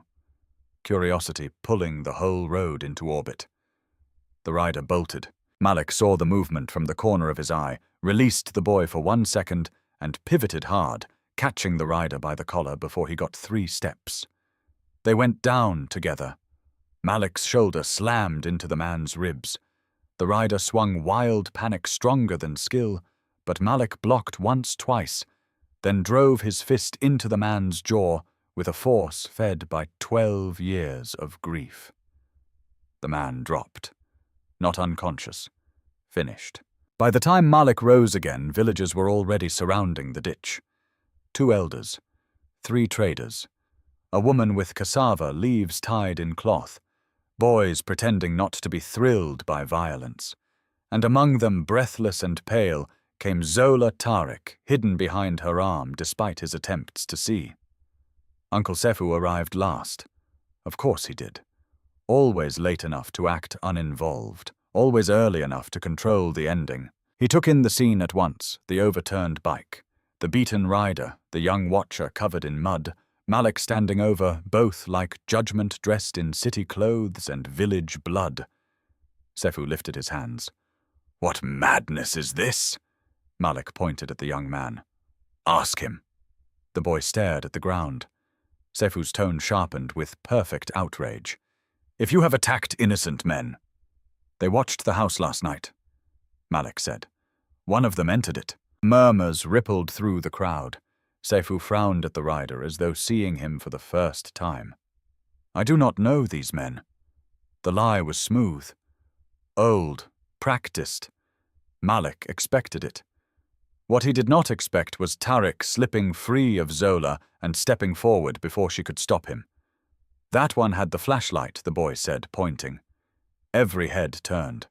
The rider, still on one knee, looked up in horror. Tariq's small face was pale but steady. He stood in the back room door. He looked at me like I was something to throw away. The naked truth of that sentence moved through the crowd like wind through dry grass. Even some of the villagers who loved gossip more than justice shifted uneasily. Zola reached for Tariq, but the boy kept speaking. "And that one," he said, pointing at the young watcher, "looked for me through the broken door this morning." The young man burst. "It was Sefu," he shouted. Silence exploded. Then noise came all at once. Gasps, denials, voices rising, one elder ordering quiet, someone muttering Jesus under their breath. Sefu's face went blank in the dangerous way powerful men go blank when a small person stops behaving correctly. "You foolish boy," Sefu said softly. "Do you know what you are saying?" The young man's whole body shook. He had crossed the line now.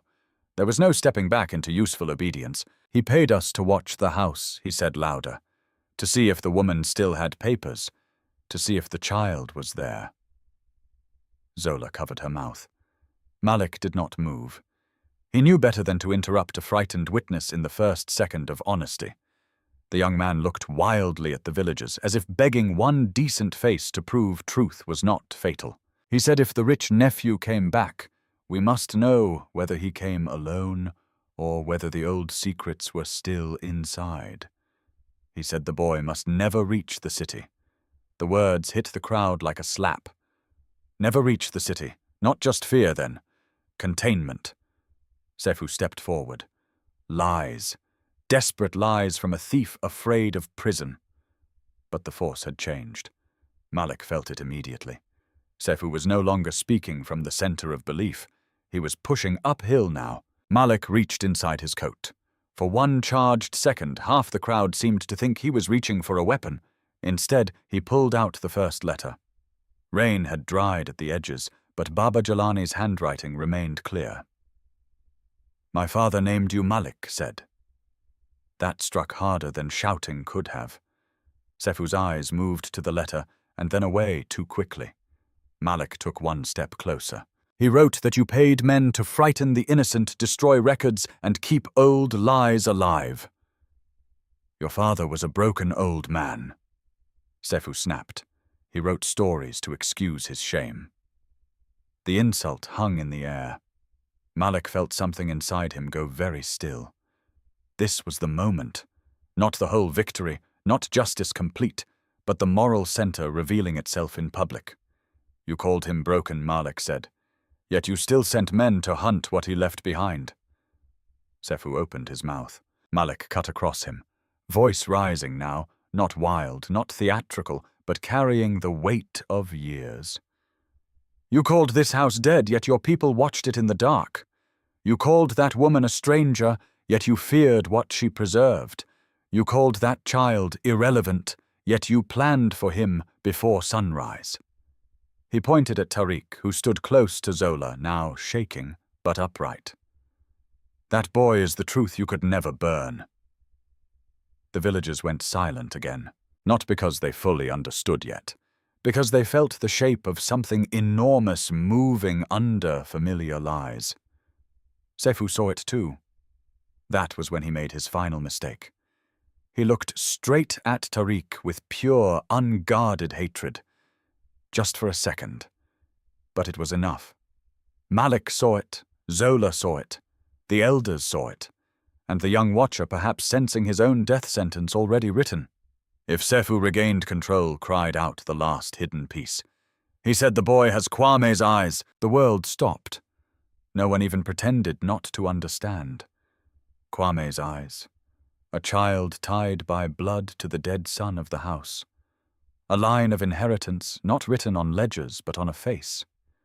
Suddenly all the years of pursuit, rumor, fire, and silence shifted into terrible human clarity. Tariq looked up at Malik in confusion. Zola closed her eyes as if the truth, once spoken aloud in daylight, hurt even more than it did in secret. One of the elders turned slowly toward Sefu. Is it true? Sefu did not answer. He was calculating. Even now, who still feared him? Which roads remained open? Whether violence could still outrun shame? Malik saw the calculation and understood at once a cornered man like Sefu could still do real damage before the law touched him. He stepped backward, placing himself between Sefu and Tariq. Do not come closer, he said. Sefu laughed then, but the sound was wrong. Too high, too empty.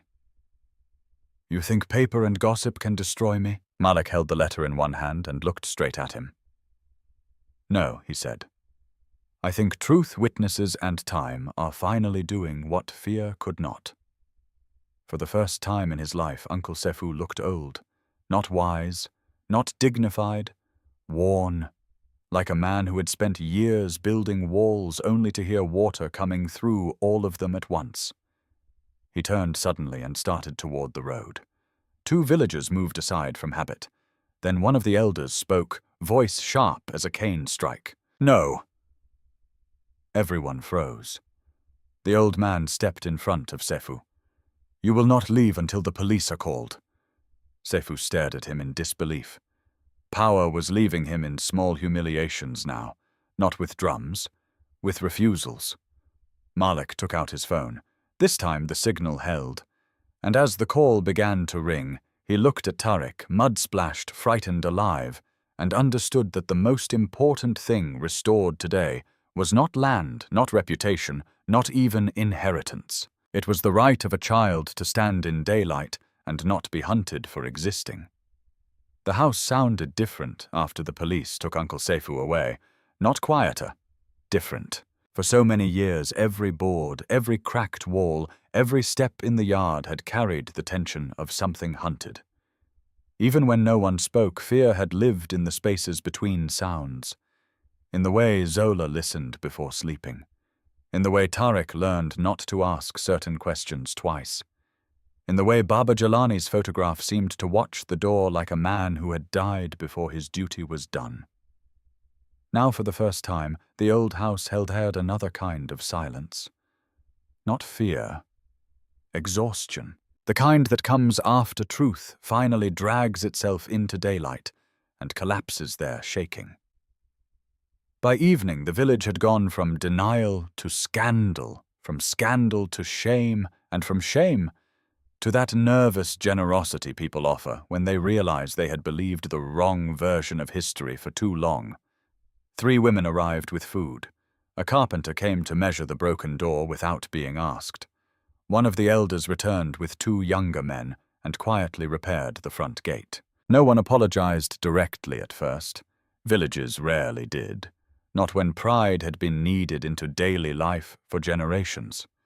But hands began to help where mouths had once judged, and Malik understood that sometimes repentance entered through labor before it ever reached language. He stood in the yard at sunset jacket, off sleeves rolled, watching the carpenter fit a temporary frame into the split doorway. The mango tree cast long shadows across the earth. Beyond the road, children's voices rose and fell. Somewhere a radio played gospel music too softly to make out the words.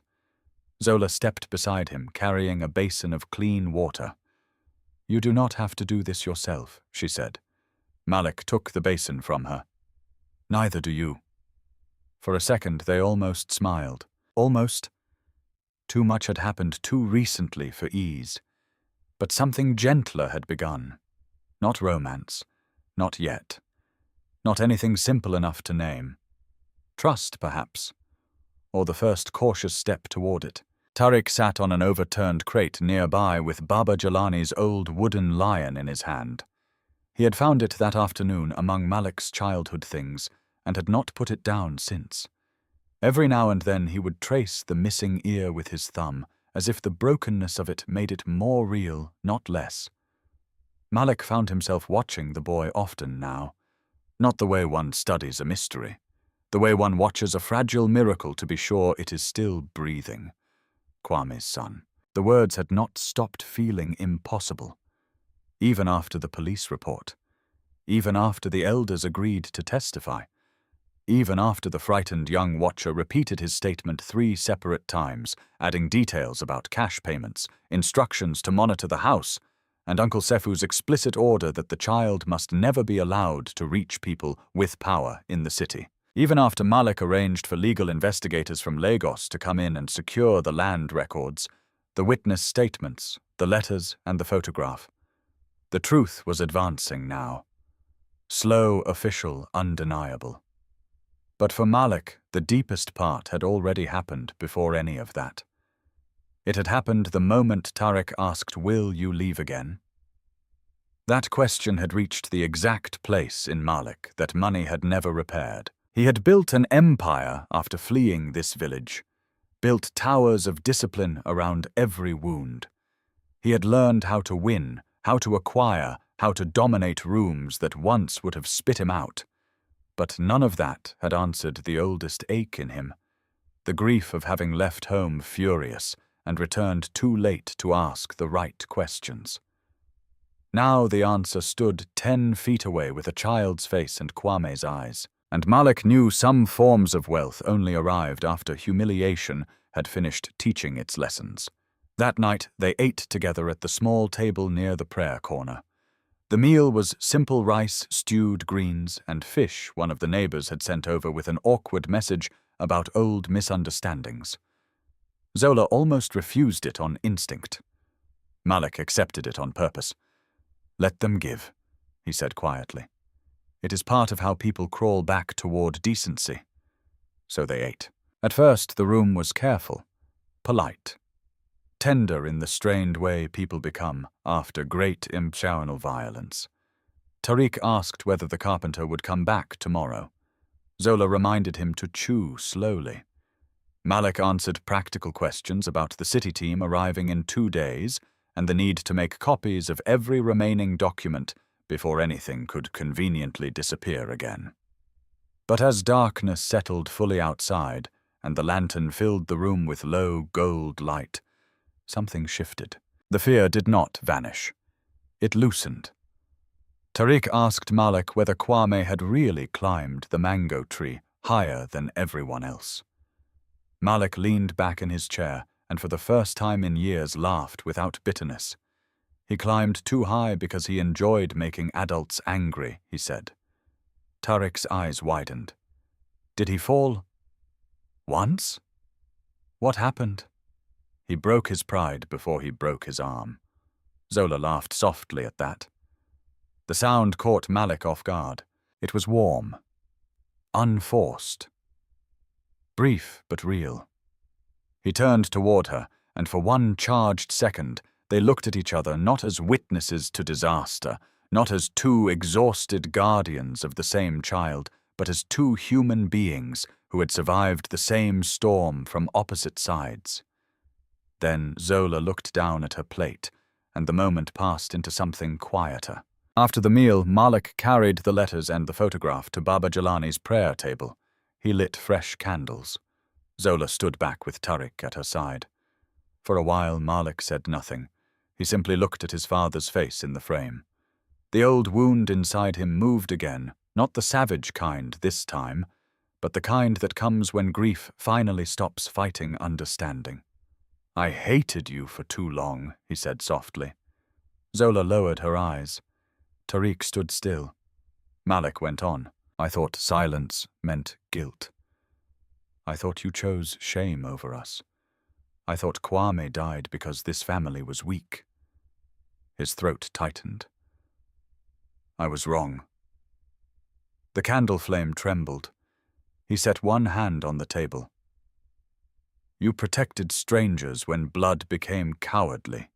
You carried a lie so that innocent people could survive it, and I left before I was man enough to understand what that cost."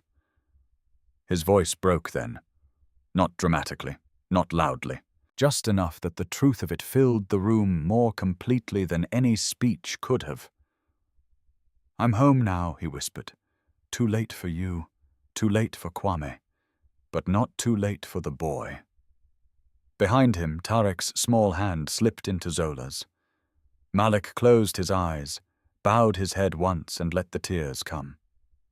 He did not hide them, not from his father, not from the woman who had guarded his family's truth for years, not from the child who deserved to see that strong men could grieve without collapsing into cruelty. When Malik turned back, Tariq was watching him with a seriousness that did not belong to 8-year-olds. "Did Baba Jelani know me?" the boy asked. Malik knelt so they were eye level. "He knew of you," Malik said carefully, "and he wanted you protected." Tariq looked down at the wooden lion in his hands. "Would Kwame have wanted me?" The question hit so hard that Malik had to steady himself before answering. "Yes," he said. "Not uncertainty, not maybe. Yes, with all his heart." Tariq's mouth trembled. For one second, Malik thought the boy might cry. Instead, he took a breath like someone trying to be brave the way dead men in stories would have wanted. Then he stepped forward, slowly, as if still leaving room for rejection. Malik's own chest tightened so painfully that for a wild second he could not breathe. Tariq looked up and said the single word that broke the room open. Dad Zola covered her mouth. The lantern hissed softly. Outside, night insects sang in the grass as if the world did not understand that everything had just changed inside one repaired house. Malik stared at the child, not because he was shocked by the word itself. Some part of him had felt it coming all evening, hidden beneath questions and glances and the old human hunger to belong to someone safe. No. What shattered him was the trust required to offer it. A child who had been hunted for existing. A child who had survived secrecy loss and half-told history.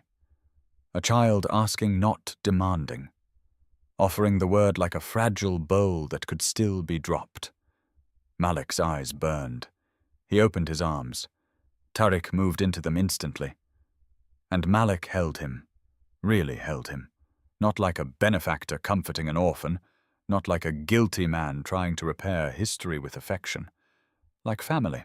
Like blood, yes, but more than blood. Like promise.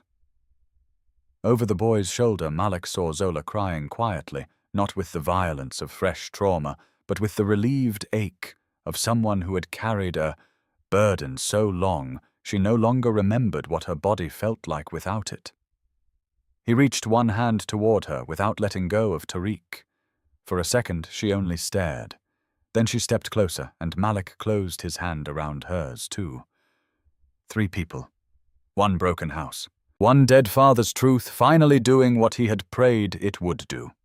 Months later, the old home no longer looked abandoned. Malik refused to turn it into a private retreat or a polished monument to wealth. Instead, he restored it carefully, keeping the bones of the house intact while rebuilding its strength. The prayer corner remained. The mango tree remained. Baba Jelani's photograph remained in the place of honor. But the rooms changed. One became Tariq's study, lined with books and maps and a new school desk. One became Zola's office for the small foundation Malik established in Baba Jelani's name, a legal and education fund for widows, abandoned children and women driven into silence by men who mistook power for entitlement. The village changed too, though not perfectly. Some people apologized directly. Some never could. Some helped because shame finally woke their conscience. Others helped because they feared being remembered on the wrong side of the story. Malik accepted useful repentance and ignored the rest. Justice moved through courts now. Land records were reopened. Witnesses came forward. Uncle Sedru's network shrank as daylight reached it. The law would take its course slowly and perfectly, but the old certainty of his power was gone forever. And in the evenings when work ended and the air cooled, Malik often sat on the repaired front step, while Tariq read aloud from school books and Zola corrected him from a chair nearby. Sometimes the boy laughed exactly like one. Sometimes he frowned over a hard word exactly like Amina in the photograph. And sometimes when the lantern light caught all 3 of them in the doorway of the home, Malik once came back only to say he would feel the truth settle into him with quiet finality. He had returned for land. He had found a family. And that was why on the night the first full rains came after the house was restored, Malik stood beneath the roof with tears in his eyes. Again. Not from grief this time, but from the unhurtable mercy